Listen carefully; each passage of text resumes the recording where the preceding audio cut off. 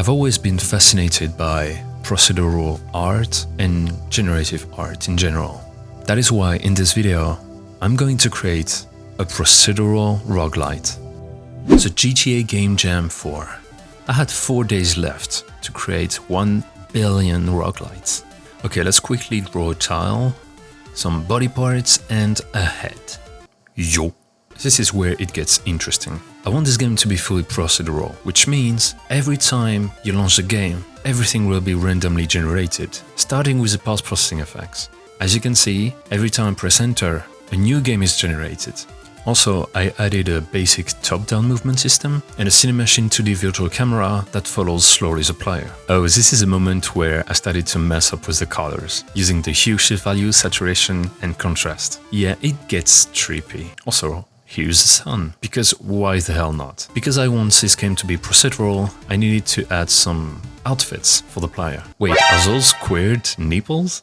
You know what this player needs? He needs more heads. Let's do that.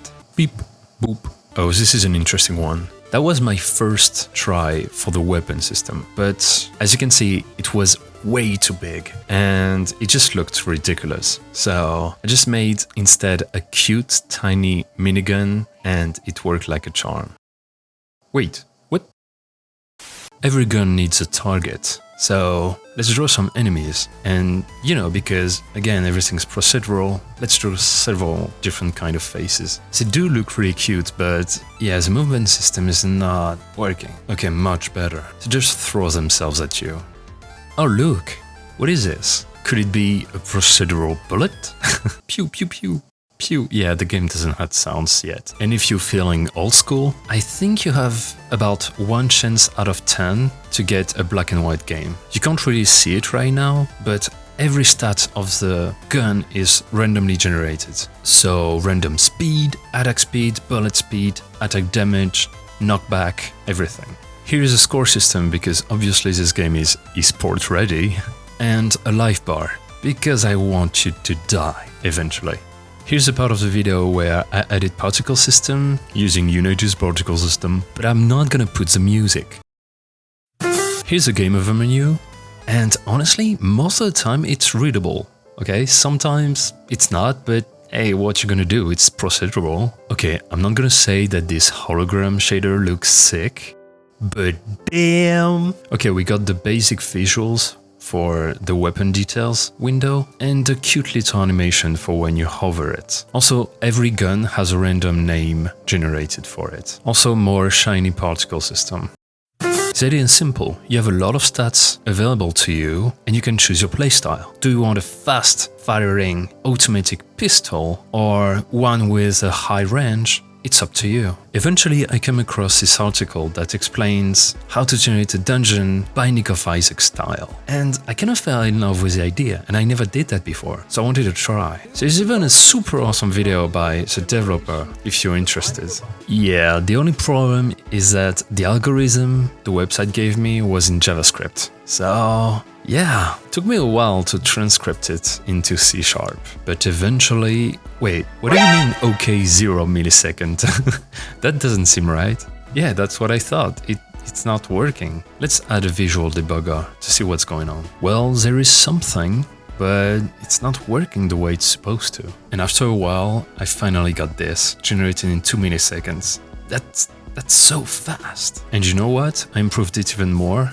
And now, look at what I'm having with a 0 millisecond algorithm. I think it's time to add a minimap, don't you? 1 sprite mask later and we are done. I then took a massive amount of time to improve an old shader of mine from my previous video. And then I had the stupidest idea. What if on top of everything, I added some light system based on a Perlin Noise 2D. And here you can see some of the experiments I did. They looked so good. What do you mean I can add time to it? Okay, let's try. You can either feel at the bottom of the ocean or below some clouds. As always, I kinda got addicted to the visuals and I tried a lava area and it quickly turned out into this water ocean thing. This is an acid variation. And here you can see some deep, dark ocean. Okay, enough with the visuals, let's come back to some gameplay. You can now explore the dungeon as you were supposed to, going up, down, left and right based on the dungeon map. I didn't want you guys to lose time searching for the enemies, so I added this small indicator that shows you the closest enemy in the room. This is me drawing the boss. It was a ton of fun to do it. I mean, look at this big blob of pure love. Come on. But you know, once again, this is procedural, so let's add some emotions. Here's the first one, another one, and yeah. Our cute boss now has emotions and an AOI. So yeah, he can kill you, and you will be able to kill him. And killing the boss will unlock the stairs that will allow you to go deeper. Also, I added that thing to make things more clear. And a life bar for the bosses, because yes, if you go deep enough, you will not face only one boss. Something cool with Unity is that you can mix 2D and 3D scenes really easily. And that's what I did for the stairs animation. Look at this. You take the stairs, 3D animation, and you come back to a new dungeon. Room cleared. Room cleared. Hehe.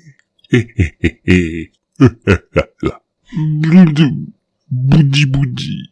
I take commissions for voice acting, by the way. Room cleared.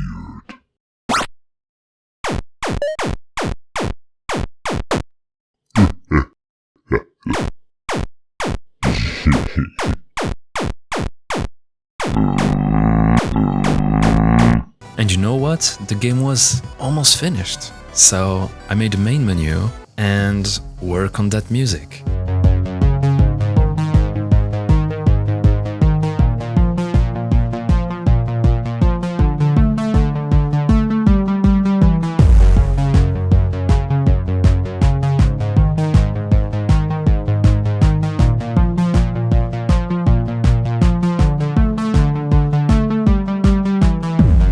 And to make it feel procedural, I had this idea of creating 6 variations of the instruments.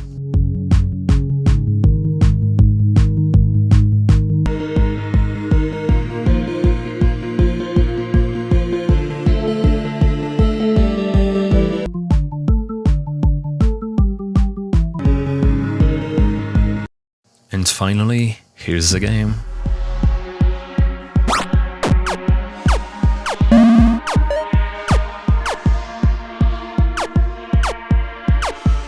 Room cleared.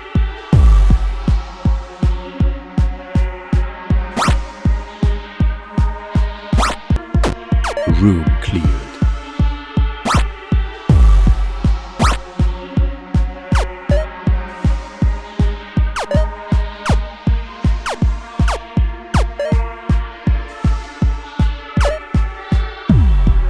Room cleared.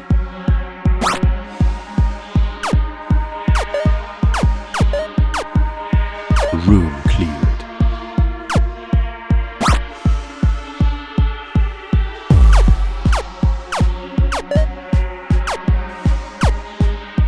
Room cleared.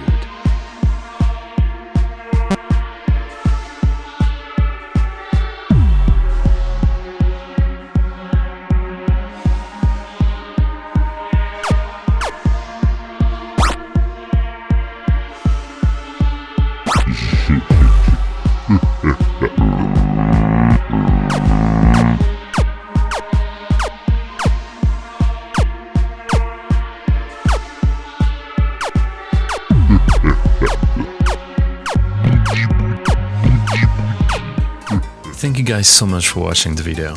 If you enjoyed it, feel free to leave a like, and if you want to see more game dev videos, consider subscribing to the channel. Until then, I'll see you next time.